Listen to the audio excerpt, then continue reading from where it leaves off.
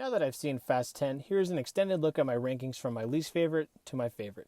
Because all of these movies are ridiculous when it comes to logic, I try to base my ranking off of how often I would rewatch them. So, let's get to it. Now that Fast 10 is out, there are 11 total movies. Coming in at number 11, again at the very bottom, is Hobbs and Shaw. The best part of this movie to me was the comedic banter between The Rock and Jason Statham, which is so stupid that it's actually kind of funny. The action is your typical fast action, but for me, I didn't like the whole RoboCop superhuman element to it. Originally, though, Jason Momoa was supposed to be part of Hobbs' family, but couldn't show up due to scheduling conflicts, and I think that worked out better in the long run anyways, because I liked him a lot in Fast 10. I saw Hobbs and Shaw once in theaters, and when I went for a rewatch, when I pulled out my DVD, it still had the casing on it, so that should pretty much show you how I feel about this movie. Next, in 10th place, we have Fast 9. Aside of the element from going to space, something about this movie just felt off to me. I'm sure they did the whole space thing because fans kept asking that question after Fast 8, so they did it to show just how ridiculous it really is, but it just didn't work out.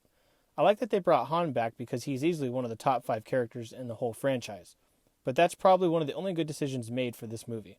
It's unfortunate that this was Justin Lin's final product within this franchise because he brought us some of the best films in it, but leaves the franchise on a low movie. In 9th place is Tokyo Drift. This is a weird placement for me because the more I watch the movie, the more I enjoy it. However, ever since it released in 2006, I've seen the movie maybe a total of 4 times. Around the time of this movie's release, I was not even a fan of the franchise at all, so that maybe affects how I view this movie, and maybe in time, it will rise in its rankings.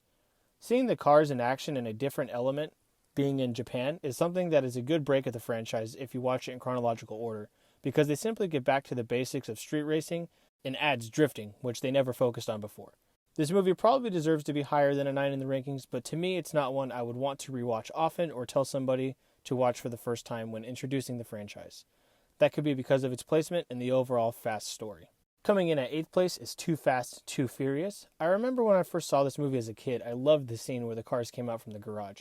That's probably the best part of this movie aside from the opening race. Many people have this movie lower on their rankings, but to me, it could even possibly be ranked higher up.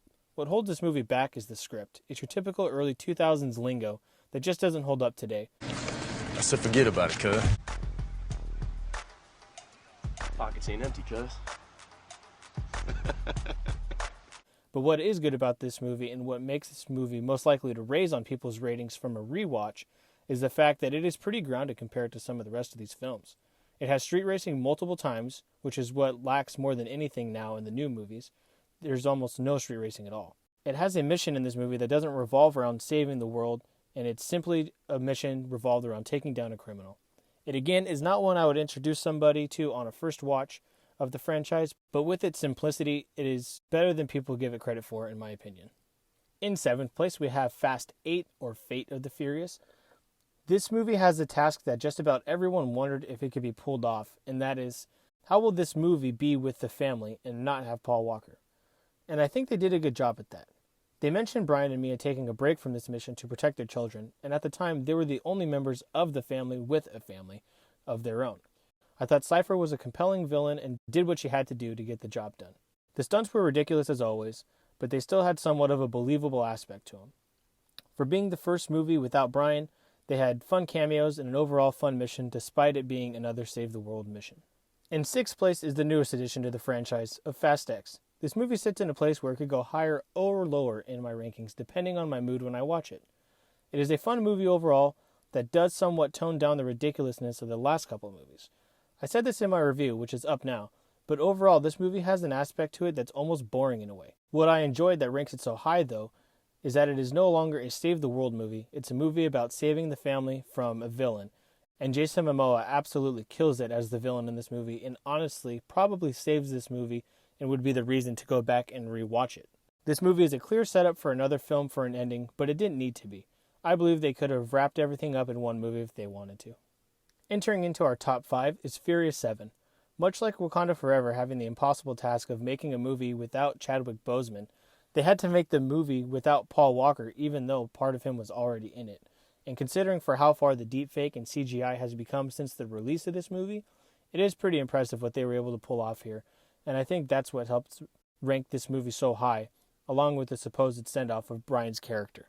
Jason Statham was another solid villain and I do like the addition of Ramsey to the Fast family. This was the movie that I could have easily seen as the finale of the entire franchise, and surely it would have left on the highest of highs. Coming in at 4th place is Fast 4, aka Fast and Furious. Drop the. Every time I watch this movie, I forget how good it actually is, and that this is the movie that I saw with some friends on a whim when it released, and actually got me hooked on the franchise. The simplicity of the movie is what makes it so good that, like the original movies, it just has the aspect of, here's a criminal, use your cars to defeat the criminal.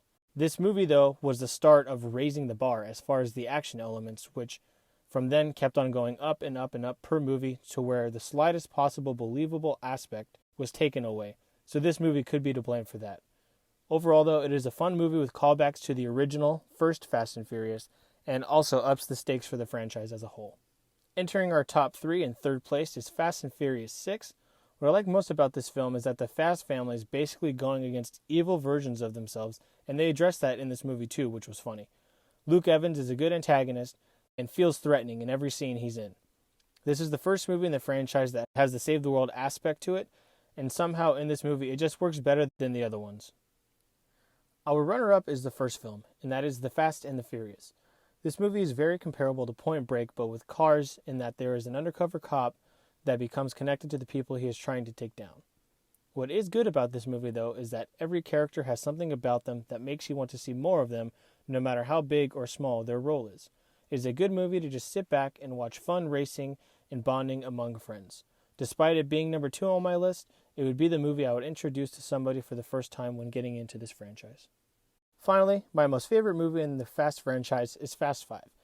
At the time, this movie did have the most ridiculous factor to it out of all of them, but it wasn't too far stretched out to where there was no believable aspect to it. Seeing them bring everybody from all the previous films together really felt like the Avengers of the Fast franchise, and they didn't rely on any new talent for the team's help.